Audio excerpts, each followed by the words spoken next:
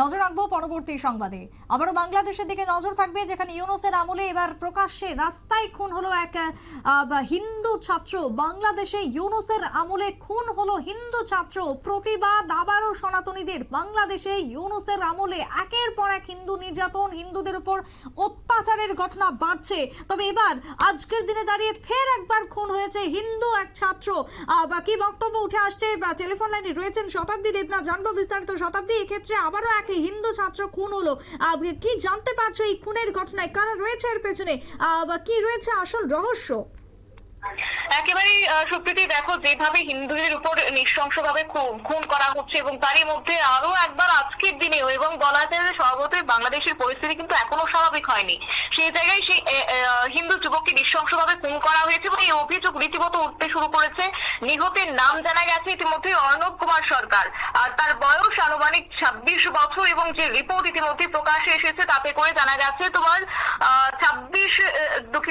24 জানুয়ারি তোমার স্থানীয় সময় রাত আনুমানিক 9:30 নাগাদ খুলনা শহরের তেঁতুলতলা মোড় এলাকায় তাকে খুন করা হয়েছে। এবং এই ঘটনাটি হয়েছে, অর্ণব খুলনা বিশ্ববিদ্যালয়ের MBA এর ছাত্র ছিলেন এবং তিনি বাংলাদেশের বিভিন্ন মহলের অভিযোগ রয়েছে যে চিন্ময় কৃষ্ণ প্রভুর সমর্থনে সে সরব হয়েছে এবং সমর্থনে সরব হওয়ার জেরেই নাকি তাকে খুন করা হয়েছে এবং সে শুরু থেকে নাকি টার্গেটে ছিল। যদিও কোনো প্রমাণ এখনো পর্যন্ত পাওয়া যায়নি, কিন্তু হ্যাঁ, একটি বিশ্বস্ত পুলিশ সূত্রে জানা গেছে যে খুনের কারণ ইতিমধ্যেই তারা তদন্ত করে দেখছেন কি কারণ রয়েছে, যে সত্যি কি তাই যে চিন্ময় কৃষ্ণ প্রভুর যে তাকে জেলবন্দি করে রাখা হয়েছে তাকে সেই নিয়ে একটা প্রতিবাদ সে নেমেছিল, যার কারণে তাকে এবার খুন করা হয়েছে।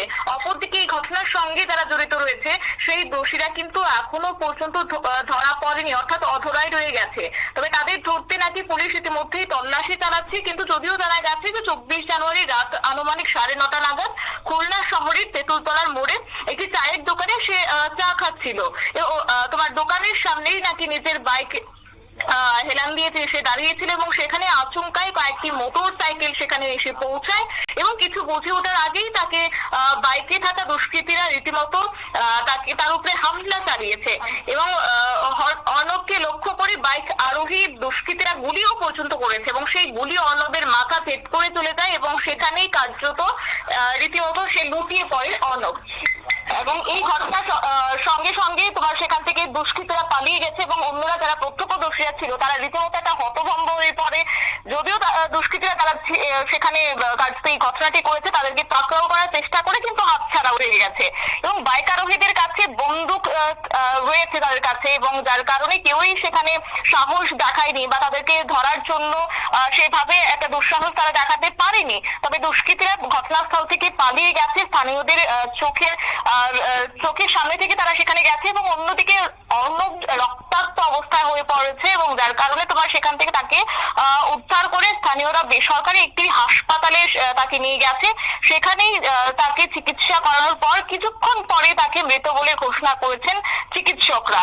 এবং এদিকে এই ঘটনা প্রসঙ্গে খুলনা মেট্রোপলিটন পুলিশের একটি অতিরিক্ত ডেপুটি কমিশনার তিনি জানিয়েছেন, মোহাম্মদ হাসান হাবিব, তিনি জানিয়েছেন যে খুনের খবর জানতে পেরে ঘটনাস্থলে পুলিশ গিয়েছে, তদন্ত শুরু করেছে এবং ঘটনার সঙ্গে যারা জড়িত রয়েছে তাদেরকে আটক করার জন্য রীতিমতো পুলিশ অভিযান চালিয়েছে। এবং অন্যদিকে এই খুলনা মেট্রোপলিটন পুলিশের ডেপুটি কমিশনার মোহাম্মদ মনিরুজ্জামান বাংলা একটি সংবাদ মাধ্যমকে জানিয়েছেন যে কেন কি কারণে অর্ণবকে খুন করা হয়েছে এবং এর নেপথ্যে কারা রয়েছে তা তদন্ত করে দেখা হচ্ছে। এবং অন্যদিকে এই খুনের সঙ্গে যারা জড়িত রয়েছে দুষ্কৃতীরা তাদেরকে এখনো চিহ্নিত করা গিয়েছে কিনা সেটা কিন্তু স্পষ্ট করে পুলিশ জানায়নি।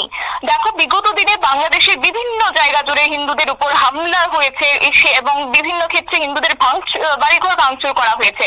যদিও ইউরোপ সরকার এই হামলাগুলি নিয়ে দাবি করছে যে সেগুলি নাকি ধর্মীয় কারণে ঘটেনি, তবে সরকারি মতে যেই কারণেই ঘটে থাকুক, এই হামলা হয়ে থাকুক না কেন, সে দেশের প্রশাসন যে এই মুহূর্তে নীরব দর্শকের ভূমিকায় রয়েছে, আইন শৃঙ্খলা রক্ষার্থে যে এক প্রকার ব্যর্থ হয়েছে তা যেন বারবার চোখের সামনে উঠে আসছে, বারবার যেন সেই ছবিগুলি স্পষ্ট হয়েছে। তবে যাই হোক, আরো একবার এক হিন্দু যুবকের মৃত্যু এবং এই ঘটনাকে কেন্দ্র করে রীতিমতো উত্তপ্ত বাংলাদেশ। তবে দেখার বিষয় পুলিশ এই মুহূর্তে কতটা ভূমিকা গ্রহণ করে।